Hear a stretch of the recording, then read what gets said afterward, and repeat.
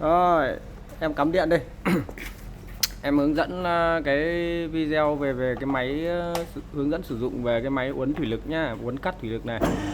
Rồi, đây là gạt cần lên để về chức năng cắt này. Và bấm công tắc đỏ này. Đây là chức năng cắt này. Rồi, em chuyển sang chế độ uốn đi. Gạt cái cần gạt này này, đấy, xuôi xuống và dùng công tắc xanh này là uốn nhá. Đấy. Rồi, và đây là cái ốc để chỉnh xoáy ra xoáy vào, để chỉnh độ này, chỉnh uốn mỏ này, uốn độ cong bao nhiêu nhá. Rồi.